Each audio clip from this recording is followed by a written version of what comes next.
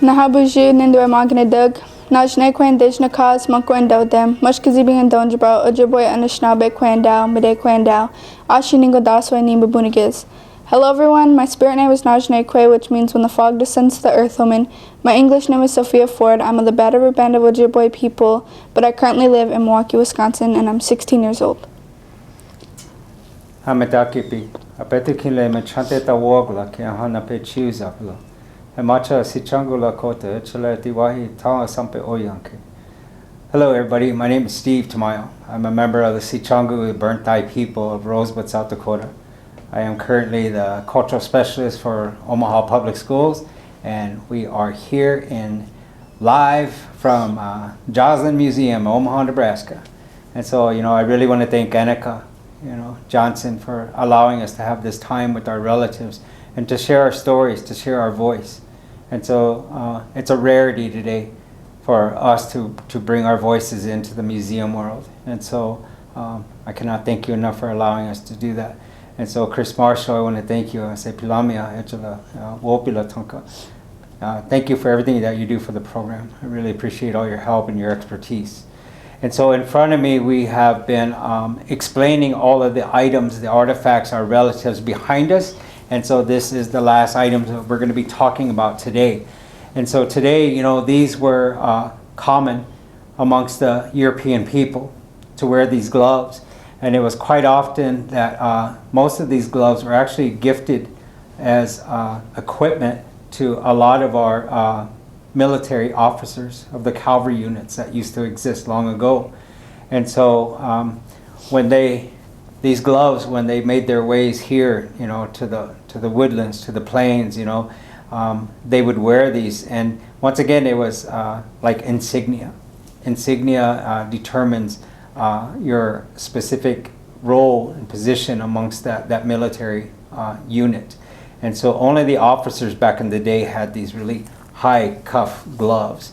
And so for us, as people of the plains, of the woodlands, when we took these relatives, when we took their lives, one of our trophies of war was to actually obtain the gloves and to keep them.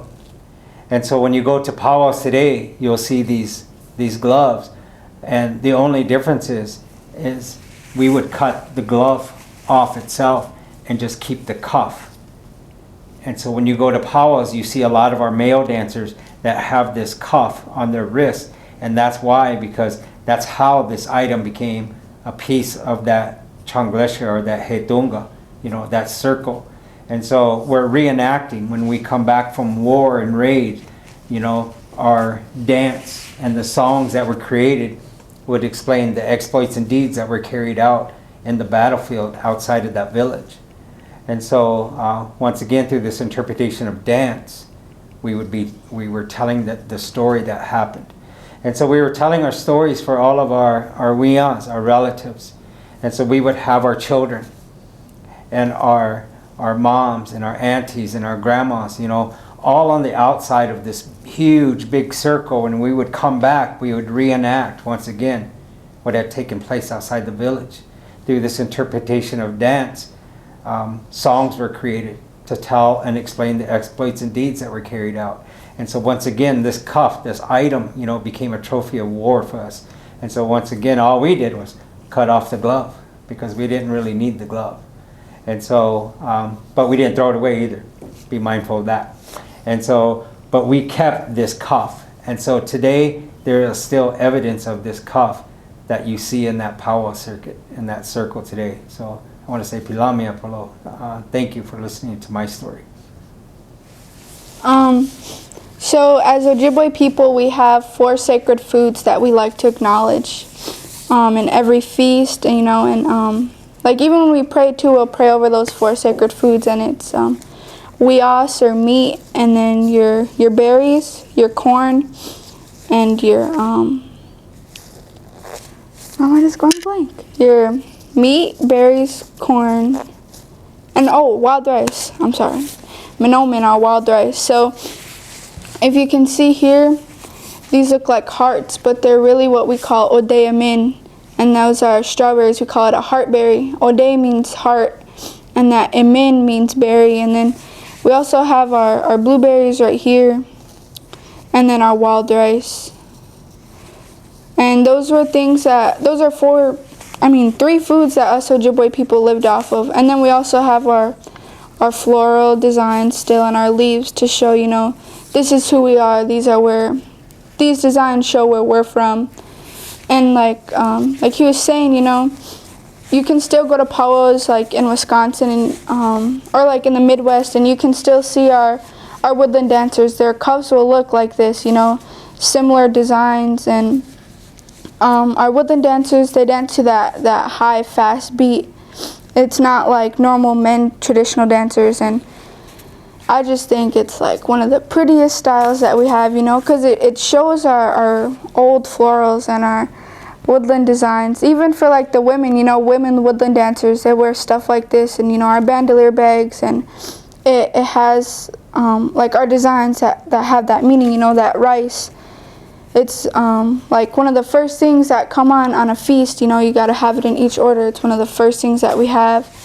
And then those berries, we have a ceremony that the girls go through. It's our coming of age ceremony. So when she receives her first time, she fasts for 4 days by herself, and then she fasts for a whole year, and she's fasting over berries and fasting over meat from an animal that has a hump, because the animal carries water in the hump, and now the young lady can carry water in her stomach, or that fluid that she carries. And the berries, the strawberries, they have seeds on the outside, and that just goes to show how fertile they are.